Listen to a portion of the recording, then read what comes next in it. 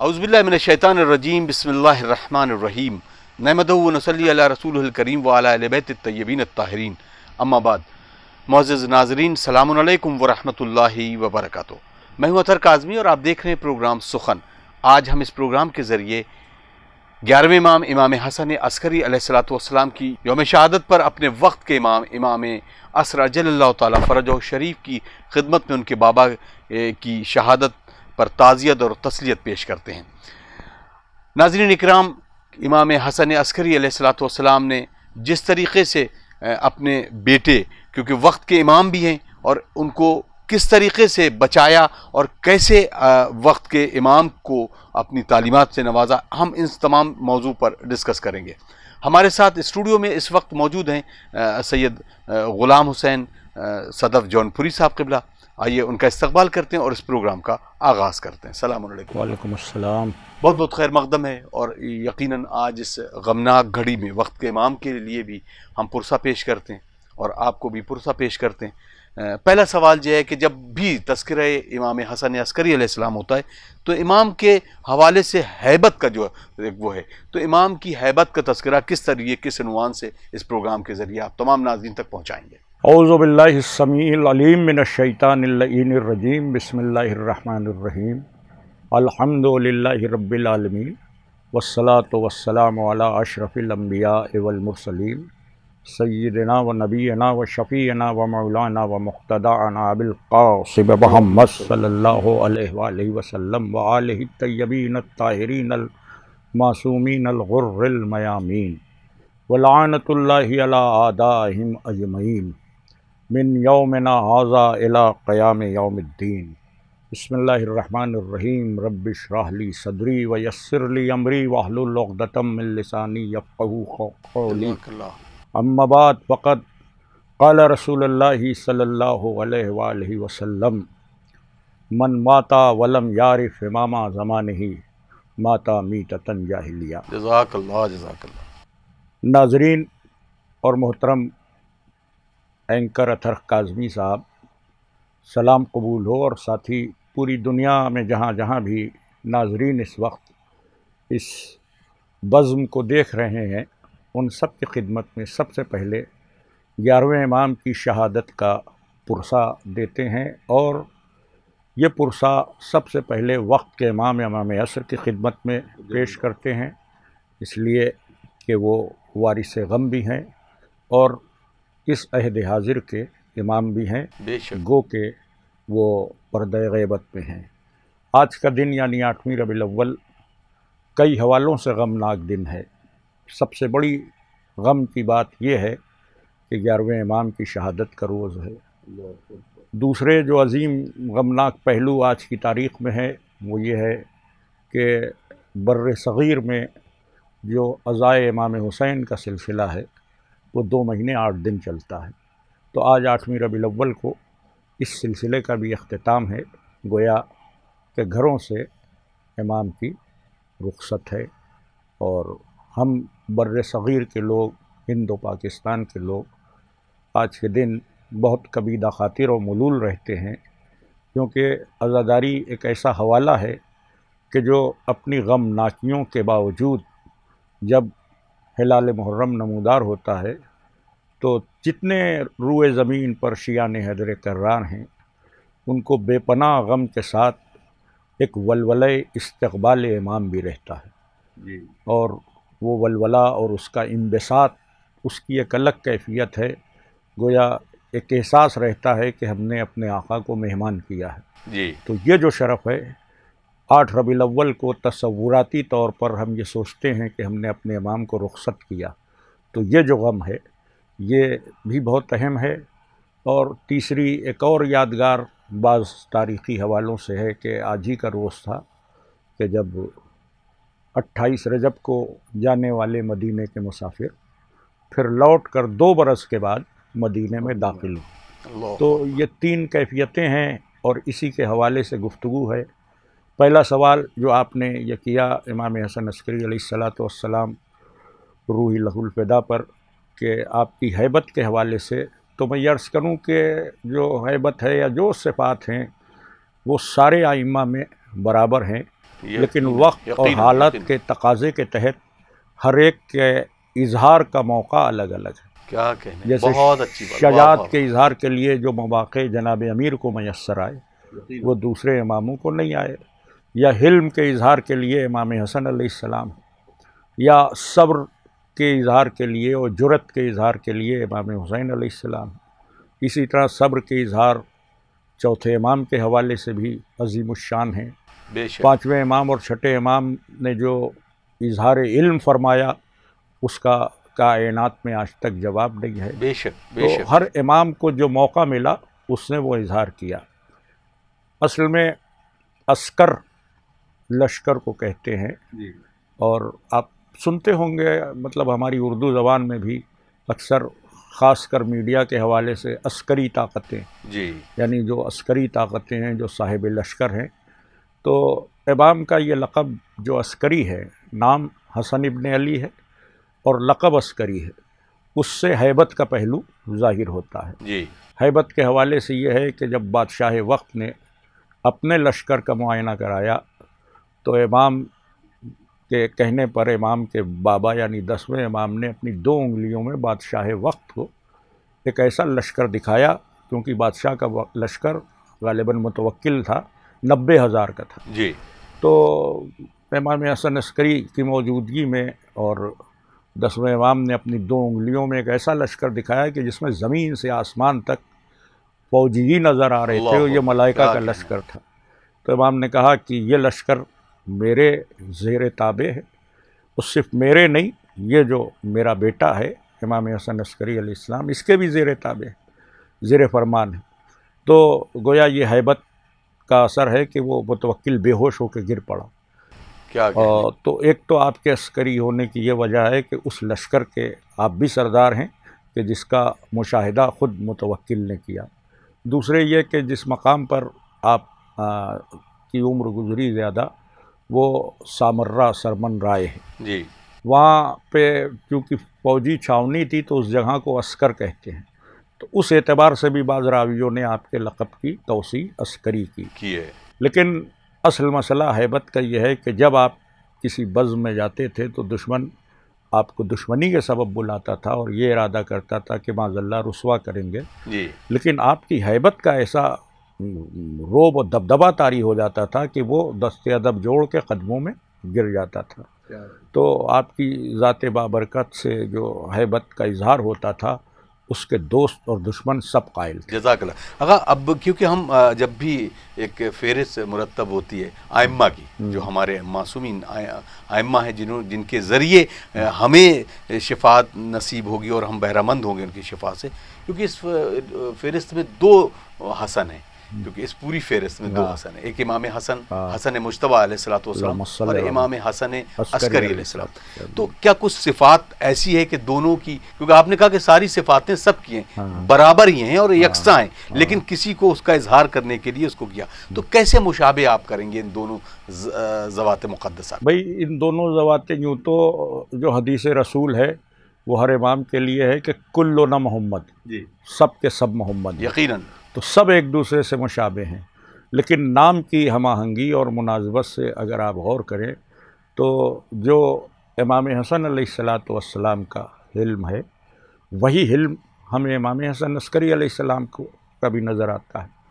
جو مستقبل کو دیکھتے ہوئے امام حسن کے فیصلے ہیں، جی، وہی فیصلے ہمیں امام حسن عسکری علیہ السلام کی بھی ذات والا صفات میں نظر آتے ہیں. جیسے امام حسن کے پاس کہنے کو ایک لشکر تھا، وہ اس میں منافقین بھی تھے مگر ایک لشکر تھا، اور آپ نے اسلام کی بقا کے لیے اس لشکر پہ بھروسہ نہ کر کے صلح فرما لی. جی. تو امام حسن عسکری علیہ السلام کے دور میں بھی جانثاروں کی بہت سی جماعت تھی، لیکن جب کسی نے کہا کہ قیام کیجئے تو امام حسن عسکری علیہ السلام نے بھی قیام سے منع کیا اور کہا کہ اب یہ قیام جو ہے یہ میرا بیٹا جو حجت قائم ہے یہ کرے گا. اور اس پہ کسی نے پوچھا کہ یہ کب ہوگا، مطلب یہ بھی سوال ہوا کہ یہ کب ہوگا، آپ کا بیٹا کب قیام کرے گا؟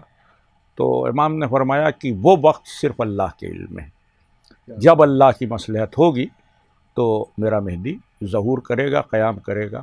تو لشکر و حالات کے ہوتے ہوئے قیام نہ کرنا اور صبر اور حلم کا مظاہرہ کرنا، ان صفات میں مجھے لگتا ہے کہ امام حسن علیہ السلام اور امام حسن عسکری علیہ السلام میں بڑی ہم آہنگی ہے، یکسانیت ہے۔ شاید اسی بنیاد پہ ان کا بھی نام حسن ابن علی ہے، ان کا بھی نام حسن ابن علی ہے۔ تو یوں تو سب یکساں ہیں، لیکن وقت و حالات کے تحت ایک جیسی صفات کا مظاہرہ ہے، تو اس بنیاد پہ ہم اپنے دونوں اماموں میں بھی بڑی مماثلت پاتے ہیں۔ جزاک اللہ، جزاک اللہ۔ آگا اب کیونکہ ہم جب یہ دور دیکھتے ہیں، کیونکہ اس کے فوراً بعد غیبت کا زمانہ ہے اور آپ کے فرزند اجل اللہ تعالیٰ فرجہ شریف غیبت میں جانے والے، ولادت کے وقت، کیونکہ یہ دور جو ہے وہ تمام شیعہ نے علی کے لیے، کیونکہ یہاں سے اب وہ دور چل رہا ہے کہ جہاں پر سارے شیعہ یکجا ہو گئے جو اپنے آپ کو اثنا عشری کہتے ہیں۔ تو اب کس طریقے سے آپ کے نے اپنے کار نمایاں کو انجام دیا اور اپنے بیٹے کے لیے جس کی ولادت کا سبب اس پوری دنیا کے لیے آخری موقع تک جانا تھا، اس کو آپ نے کس طریقے سے قائم رکھیا اور کیسے پیغام پہنچایا اپنے ان محبان کے لیے کہ جو ہمارے لیے مشعل راہ تھا؟ دیکھیے، ہمارے کے ہاں جو عقائد بھی ہیں اور جو ہماری روایات بھی ہیں وہ یہ ہیں کہ ہر چیز اللہ کی طرف سے طے ہے ائمہ کی حیات طیبہ میں، لیکن جیسے ہر امام کی ولادت اور وہ ان کی زندگی یا وہ کب پیدا ہوں گے اس کے اتنے ظواہر نہیں نظر آتے ہیں، لیکن یہ جو امام حسن عسکری علیہ السلام کا مسئلہ ہے، تو یہاں عقد سے لے کر اور 12ویں امام کی ولادت تک اور تمام چیزیں بالکل طے شدہ ہیں اور روایات میں ان کا تذکرہ ہے۔ چنانچہ جناب نرجس خاتون سے امام حسن عسکری علیہ السلام کا عقد ہوا، تو یہ عقد بھی مطلب ایک ایفرٹ ہے، ایک کوشش ہے، جی، کیونکہ وہ جناب عیسیٰ کے حوارین کی نسل سے تعلق رکھتی، جی، اور ان کو بلوانا اور جو ان کے واقعات ہیں کہ ان کو بادشاہ کی بیٹی ہوتے ہوئے کنیز بن کے سفر کرنا پڑا، اور کنیزی کی حالت میں جب کسی نے کسی اور کے ہاتھ فروخت کرنا چاہا تو کچھ ایسے قدرتی عوامل ظاہر ہوئے کہ جن لوگوں نے یرغمال بنا کے کنیز بنا کے ان کو اپنے بازار میں لا کر فروخت کر کے اور اس سے رقم کمانا چاہی، تو وہ ان کی مرضی نہیں چلی۔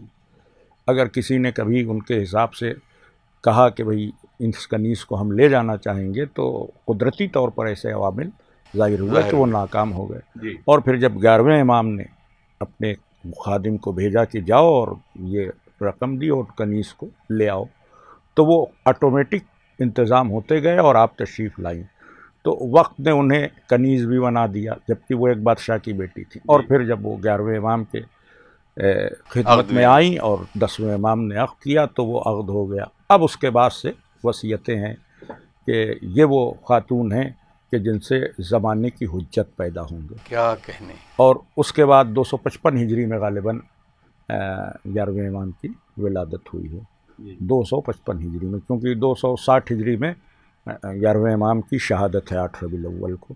تو یہ جو 255 ہجری میں ولادت ہوئی ہے، یعنی 11ویں امام کی عمر 23-24 برس تھی، تو اب اس میں 2 مرحلے تھے۔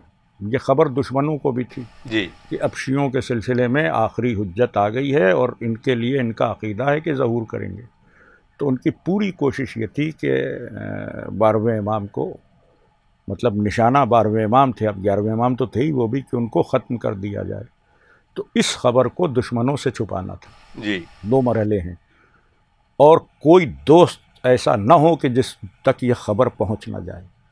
تو یہ جو نازک کام ہے، یہ میں سمجھتا ہوں کہ ہمارے 11ویں امام کی زندگی کا معجزہ ہے کہ امام کی ولادت کو اتنا مشتہر کیا کہ ہر شیعہ تک خبر گئی، اور اتنا خفیہ رکھا کہ کسی دشمن تک خبر نہیں پہنچ پائی۔ یہ ان کی حیات کا ایک ایسا معجزہ ہے کہ جس میں کوئی شیعہ بستی ایسی نہیں تھی کہ جہاں امام کی ولادت کے سلسلے میں گوسفند نہ بھیجا ہو 11ویں امام نے، جی کہ یہ خوشی کا موقع ہے تمہارے لیے، تمہارے زمانے کی حجت خدا دنیا میں آ گئی ہے، اور اس میں گوشت کا نذرانہ و گوسفند بھیجا تاکہ شیعہ آگاہ ہوتے رہیں، اور کچھ ایسا انتظام کیا کہ شیعہ آگاہ ہوں اور جو دشمنان نے اہل بیت ہیں ان تک یہ خبر نہ جائے۔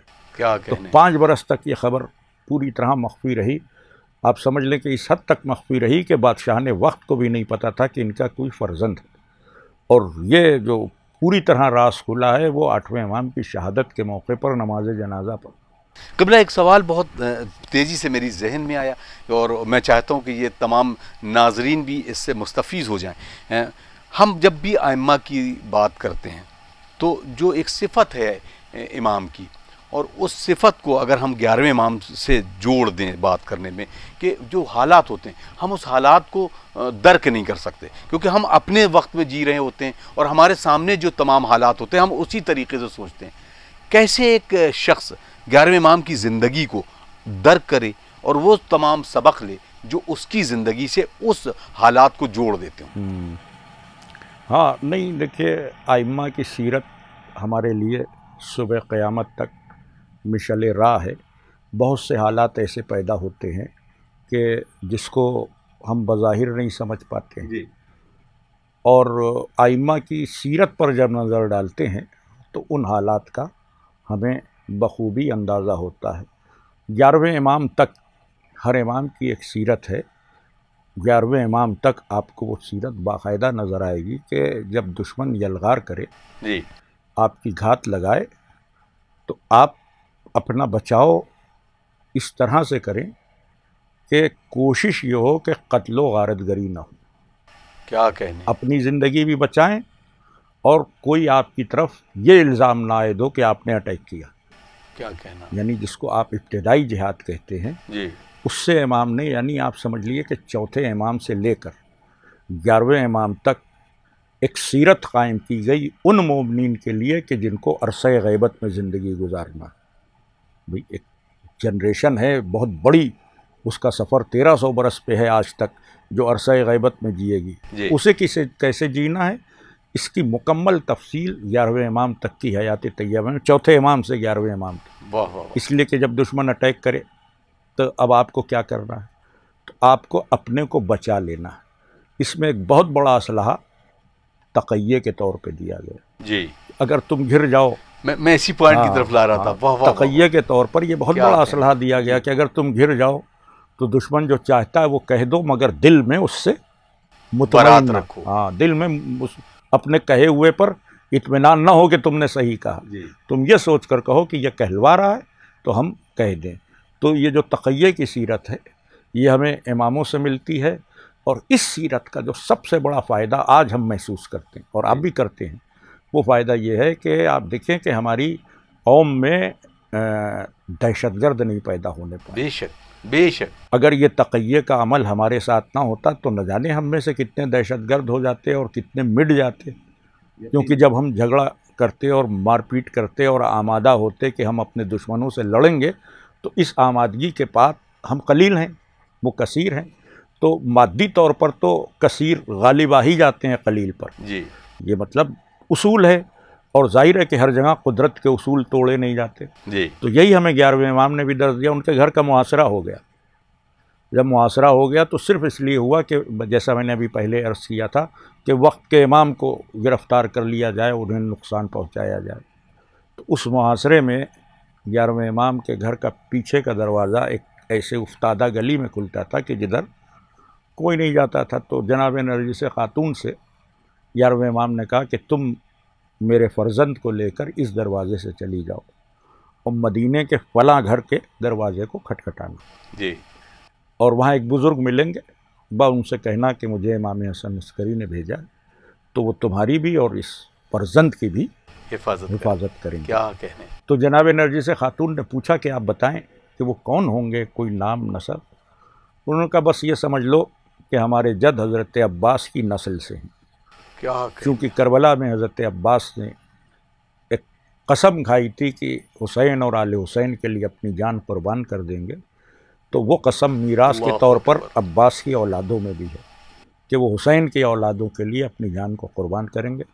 پھر جناب عباس کی نسل کے لیے بڑا فضیلت کا یہ جملہ ہے کہ مجھے پورے مدینے میں سب سے زیادہ اطمینان ہے تو اپنے جد کے اسی بیٹے پر کہ جو ان کی حفاظت فرمائیں گے۔ تو وہ جناب عباس کے ان فرزند، یعنی نسلاً بعد نسلی وہ ان کے پوتے پرپوتے جو بھی تھے ان کے ہاں گئیں اور انہوں نے باقاعدہ حفاظت کی۔ جزاک اللہ۔ اگر اب کیونکہ میں بالکل وقت ہمیں اجازت نہیں دے رہا، تو میں چاہوں جلدی جلدی کچھ اور سوالات ہیں جو آپ سے کر لیے جائیں۔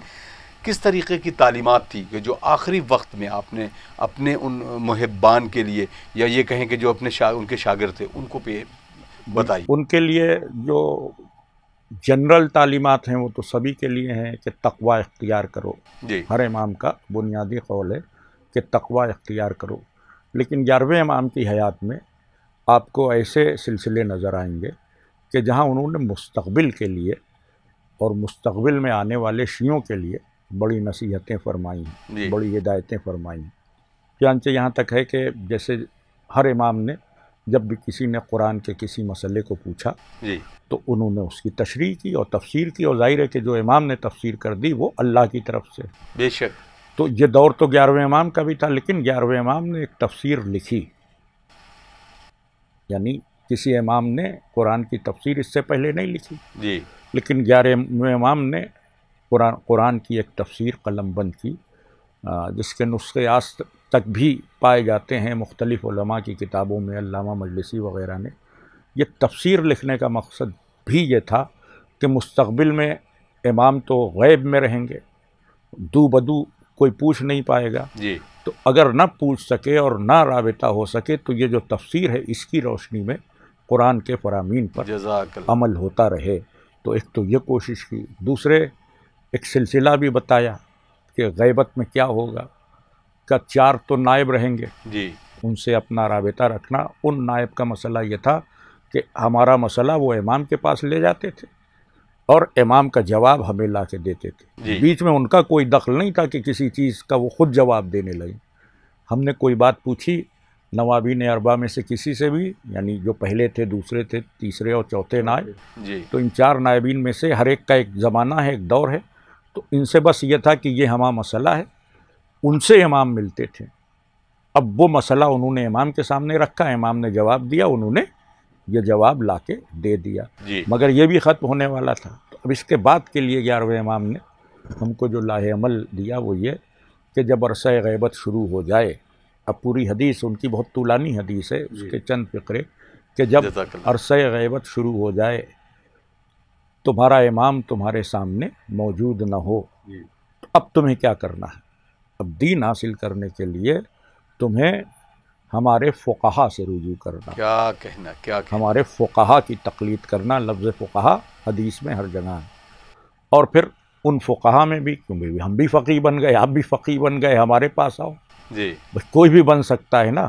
تو ان کی کوالٹیز بیان کی، کیا کہنا۔ ان کی کوالٹیز یہ ہیں کہ وہ خواہشات کے بندے نہیں ہوں گے، واہ واہ واہ واہ، وہ نفس پہ قابو رکھنے والے ہوں گے۔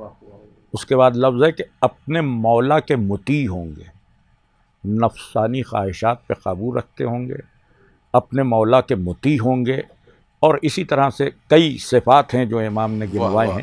یہ مرجعیت کے لیے ایک بہت اہم پہلو بھی ہے کہ جو لوگ آج بھی اسی بات کو لے کر، امام کے اقوال کو لے کر دنیا تک پہنچا رہے ہیں۔ آخر میں چاہوں گا، وقت بالکل اجازت نہیں دے رہا، کہ جو وقت شہادت تھا آپ کا، اس وقت کے کچھ پس منظر، کچھ منظر آپ۔ وقت شہادت یہ کہ آپ سرمنرہ یعنی سامرہ جہاں آپ کا مزار مقدس ہے وہیں تشریف فرما تھے، اور خدا لعنت کرے معتمد ملعون پر، بے شمار، بے شمار۔ اس نے آپ کو زہر سے شہید کیا، اور جب زہر کے اثرات ظاہر ہوئے تو امام بہت بے چین تھے، تڑپ رہے تھے، اور جب شہادت واقع ہو گئی تو معتمد کا جو وزیر تھا وہ لوگوں کو جمع کر رہا تھا، اور جب جنازہ چلا ہے تو جہاں نماز جماعت ہوتی تھی تو معتمد کی حکومت کی طرف سے ایک قاضی تھا، اس کا نام سلپ ہو رہا ہے دماغ سے، وہ نماز پڑھاتا تو وہ آیا اور اس نے بند کفن کھولا،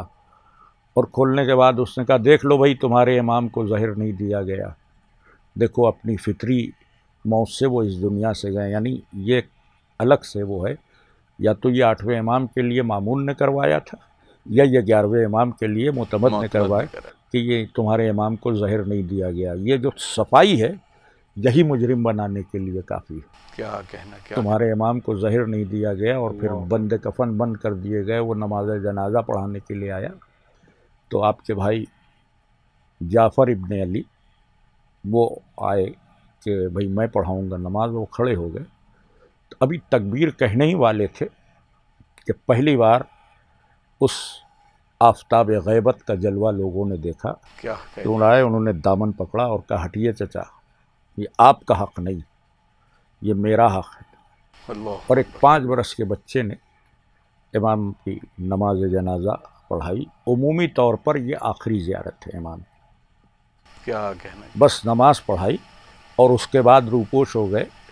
अब वो नवाबीन से मिले, लेकिन अवामी तौर पर उनका राबिता बंद हो गया। जज़ाकल्लाह, बहुत शुक्रिया आगा, बहुत शुक्रिया। वक्त बिल्कुल इजाज़त नहीं दे रहा। यकीनन एक बहुत पुरलुत्फ़ और नूरानी गुफ्तगू, और एक बार फिर वक्त के इमाम के हुजूर उनके वालिद माजिद की इस दर्दमंदाना शहादत पर पुरसा और तस्लियत पेश करता हूँ।